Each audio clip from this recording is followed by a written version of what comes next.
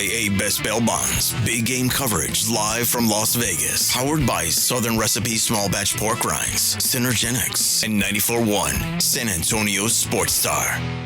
Hey, everybody gather up. We got something to talk about. It is the Morning Huddle. He is RJ Ochoa, managing editor of Blogging the Boys. I am Rob Thompson, the bespectacled professor today. Hey, we're a little hungover, but things are popping up on a busy radio row. We told you he was coming. Here he is. Jaylen Hyatt, wide receiver, should have been a Cowboy. He ain't. He's a Giant. We get to talk to him yet again. You know, Jaylen, we had a chance last year to talk to you prior to the draft and got a chance to get to you and see what was like getting into the draft. If you could talk to yourself this time last year, 365 days, almost to the day, what would you tell yourself? Don't think that much. Yeah. Keep preparing. As far as combine wise, if I had to go back, I think I was thinking too much, man. Just, when you get on that stage, it's a whole different story. So I think that's the biggest thing I tell myself. Just go out there and do you. At the end of the day, that's probably what I say. Yeah, I feel like for rookies, I know the season's been over about a month now, but your college season ends and you start combine prep, and you got to do, maybe you come to Radio Row. Not everybody does, whatever, but then you got to interview with teams, or some guys are doing the Senior Bowl or whatever the case. Then you get drafted, and then you got to be a pro. Exactly. So you're kind of off for the first time in about a year. Yeah, this is my first time where I'm really off my legs. Because right now, if I had to go back last year, I'll be training for the 40, right, or doing something, as far as getting ready for the combine. But, just taking a break off my legs for the first time, actually sitting back and just resting, relaxing, and, getting right back ready for year two. Because, football comes fast, man. It comes right back to you, So, take a little break now, but, when March come by, I'm right back out there training again. So RJ put it great. You just spent roughly 2 consecutive years training and prepping. Yep. How long has it been, or have you reached that point where you're waking up and nothing hurts? Nothing's... It was for myself personally, when week 10, week 11, week 12, really week 13, when that hit, it kind of hit me. Man, this is a long season because you go from college playing 12 games, and obviously if you make playoffs, sure, it's a little more. But you get a little break between those. You play 12 games, that's it. Up here you play a little more. Play 18 games. So it was a little, for myself when week 13 hit. I had to start learning, what do I need to do with my body? How do I need to start preparing? Do I need to get in the ice tub more? Do I need to start doing more on my, as far as massages or, just anything therapeutic that I knew that could help. And it really starts with the vets. That's kind of who I laid who's the guy you go to? Yeah, for myself, it was Sterling Shepard. Yeah. Good call. He was just the leader in that room, the vet in that room. And, I just asked him about little things, and not only that, I had a locker right beside him, too, as well. So he always stayed on me, just right there, always making sure I'm doing the right things, making sure I'm, on time, early, everything that you need to do as a rookie, he was making sure I was doing. And, anytime I needed advice, I'll go to him. So, I'll say Shep for sure, with my advice. I told you I covered the Dallas Cowboys. You were pumped. You were so excited about that, obviously. But obviously covering the Cowboys, I've got heavy eyes, heavy ears on the NFC East. And, coming off of the 2022 season, the Giants were in this super interesting spot. They draft Jaylen Hyatt. Holy crap, that sucks. I would have loved for him to have gone anywhere else. I was a big fan of you and Josh Downs. So he goes to the Colts. That's not my problem. You're kind of my problem. And that's okay. But it was an interesting season, right? Everything kind of somber at first, but then this fun energy, all the injuries to really felt like everybody. The Tommy DeVito story becomes its own thing, and you're dealing with life as a professional for the very first time. Your overall, now that you've had some time to decompress, thoughts on your first season with the New York Giants? Yeah, just, if I had to look back at it, it was a difficult season for us, sure. For sure, and what makes it hard, for myself, when I was on the field is, we had 3 different rotating quarterbacks. Obviously we started with DJ, he gets hurt, we put Tyrod in, and he gets hurt, right. And DJ kind of gets back, he gets hurt again, and then we put Tommy out in the fire, so as a receiver, what people really don't understand is, man, it's hard to play with 3 different rotating quarterbacks because all quarterbacks like their own things. Sure. Not all quarterbacks are the same. Tyrod likes his specific plays. Tommy DeVito likes his specific plays, and DJ obviously likes his specific. So it's a whole different thing, as far as when we were, preparing for games. It was difficult with that, and at the end of the day, injuries happen, in the league. Injuries happen in college. So I can't, you can't sit here and make an excuse about that, So, but as a team, I still feel solid about us. We have great players, in that locker room. We have good vets in that locker room. I think for us, it's just we just got to come and be a complete team, and play as a complete team, because we have done that in some games. And just for myself, I know I can obviously get better, and that's just going to come with reps, and just with a new season, and just all those things. But just as far as year one, it was a little difficult, but at the end of the day, I feel like it made me a better player, and that's what you want.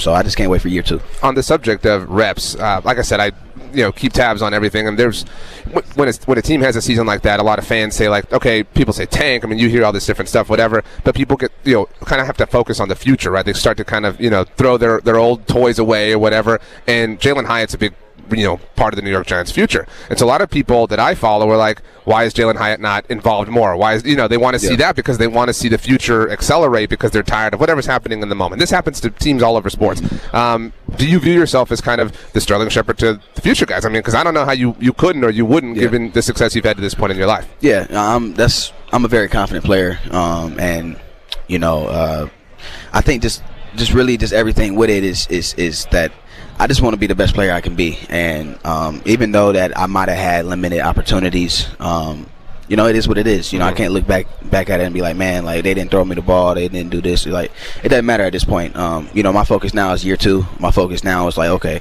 you did what you had to do year one. Like, what can we do to improve year two? That's my mindset. I don't even think about year one anymore. I know I'm gonna get more opportunities this year. I know that this year can be the year for me, and every year can be the year for you. It's all about opportunity. So I'm gonna take advantage of my opportunities this year. Whenever they come, and hopefully do whatever I got to do to help us win games. Jaylen Hyatt, wide receiver, New York Giants, former Tennessee Volunteer, number 13 in your scorebook, number 1 in your heart. What's it like in New York? I mean, you got the city, you got the Apple, you got a little bit of money in your pocket, you're playing a big time. Is that the place you wanted to be? Is it everything you thought New York would be? Yeah, New York was one of the spots I wanted to be. Only thing that sucks about New York is taxes. Wow, something you didn't even think about this time last year. Oh my gosh, so that's the only thing about it. But obviously it's New York. You got the food spots. You got really anything you can think of is in New York. But I don't go to New York. As far as New York City that much. Right. You stay in Jersey? Where you live? Jersey, yeah, I stay in Jersey. About 15 minutes away from the facility, so I'm right there. But at the same time, if I need to get to the city, it's only 10 minutes away. Have you done a show? Have you seen like Cats? I mean, have you done the Broadway stuff? Have you done anything like that? I was supposed to. I'm gonna do a whole bunch of things this offseason. Yeah. Well, now you have time. Yeah, exactly. I'm gonna go to a Knicks game. See how that is. I want to go to one of those runaway shows. Just to sit there and just watch it. Just to watch it. But, of the city for sure. Yeah. Everything like that. So I'm gonna definitely make sure I have some time where I can really experience New York City and and actually see its full value. Because when I got here last year, I was straight to OTA, rookie minicamp, OTAs, training, so it was a little different story. So, I'll definitely, scope it out a little more. Life very different for you, doing different things, probably signing a lot more autographs, stuff that you hadn't done in your past. Writing Jaylen Hyatt.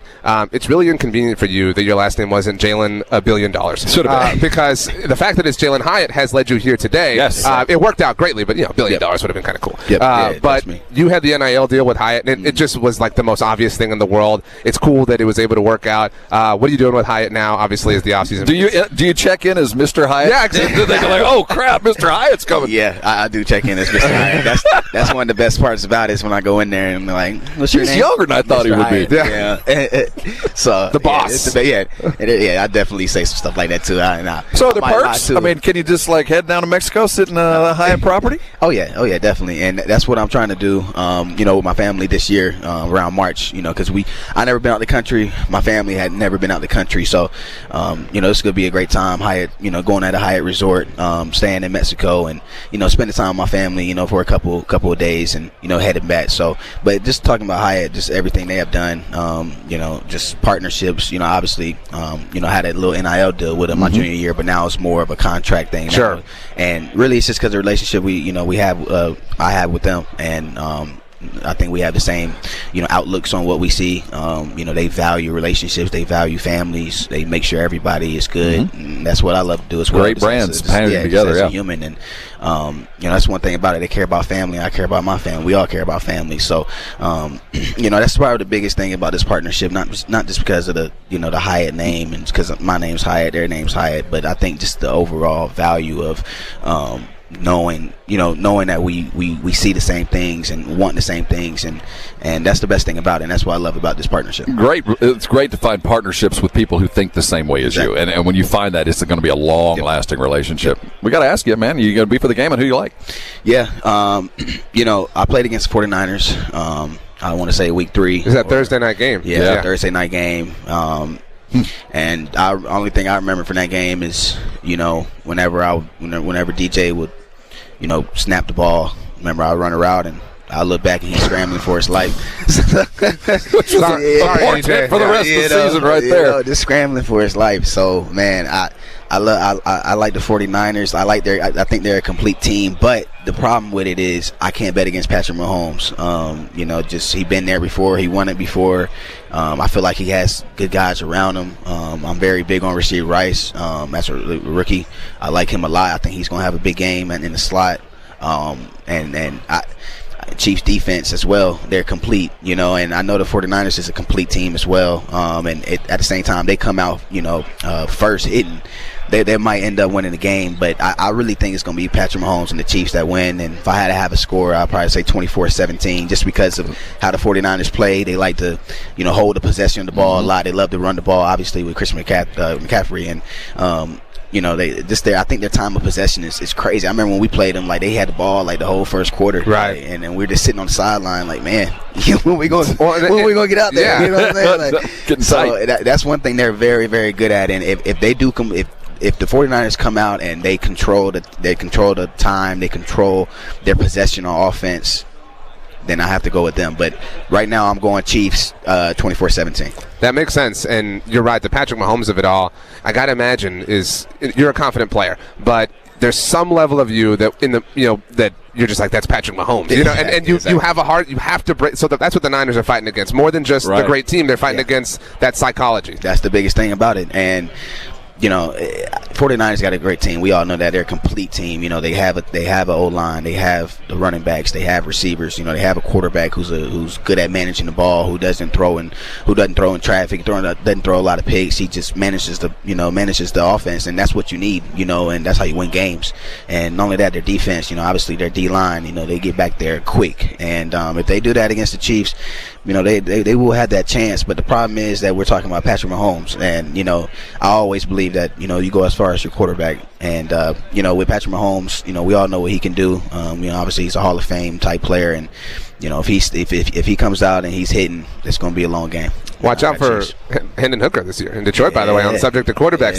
That's one of the most interesting storylines of the offseason, and his return and how Detroit handles that. Good dude. I love him. Obviously he's my quarterback in college, and we have a great relationship, and always, when he got drafted to the Lions, I thought that was a perfect spot for him, man. Perfect spot.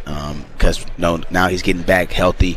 I think that's a perfect spot for him. He has receivers around him. He has running backs. He has a duo of running backs. He has a good old line, great coaching staff. It's a great spot for him. It's Detroit, but other than that, it's a nice place to be. It is Detroit. He is Jaylen Hyatt, and he is right here on Radio Row. New York Giant wide receiver. Check him all season long. Thanks for stopping by, man. It's a genuine Enjoy pleasure. Mexico. Yeah, man. I will. Take it easy on the Cowboys. Jaylen Hyatt right here on San Antonio Sports Star.